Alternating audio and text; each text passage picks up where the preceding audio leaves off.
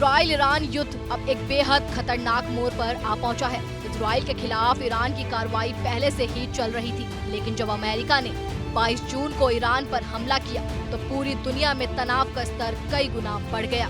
America की इस कार्रवाई के बाद ईरान ने सीधे चेतावनी दी कि अब अंजाम भुगतने की बारी अमेरिका की है।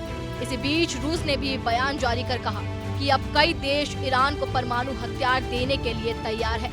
रूस के पूर्व राष्ट्रपति और पुतिन के करीबी दिमित्री मेदवेदेव ने कहा कि अमेरिका के इस कदम से उल्टा असर होगा और ये फैसला खुद अमेरिका के लिए भारी पड़ सकता है। माना जा रहा है कि रूस, नॉर्थ कोरिया और चीन जैसे देश ईरान को न्यूक्लियर टेक्नोलॉजी की सप्लाई कर सकते हैं। चीन ने भी अमेरिका को चेतावनी देते हुए कहा कि स्थिति काबू से बाहर जा सकती है। इस सब के बीच ईरानी सर्वोच्च अली खामनेई ने इजराइल के खिलाफ मिलिट्री ऑपरेशन जारी करने की बात कही है। खामनेई ने एक बयान में कहा, इजराइल दुश्मनी ने बड़ी गलती की, बड़ा अपराध किया, उसे सजा मिलनी चाहिए और मिल रही है, उसे अभी सजा दी जा रही है। वहीं अमेरिका की एंट्री रूस ने दुनिया की चिंताएं और बढ़ा दी है।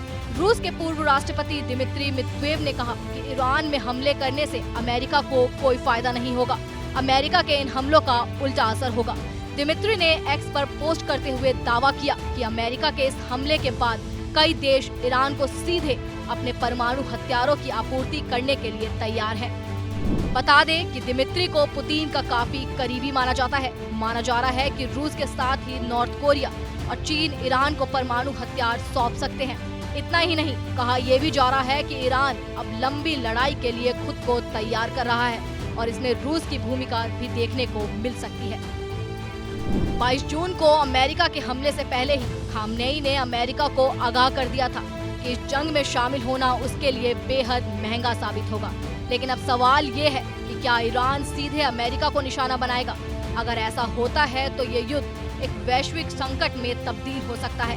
खैर, सब कुछ अब ईरान के पलटवार पर निर्भर है कि क्या ईरान अब अमेरिका को निशाना बनाएगा या नहीं।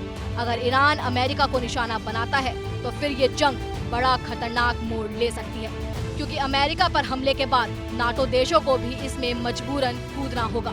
फिलहाल इस रिपोर्ट में इतना ही। जल्द मिलेंगे नई अपडेट के साथ। तब तक के लिए बने रहें हमारे साथ और चैनल को सब्सक्राइब करना ना भूलें। धन्यवाद।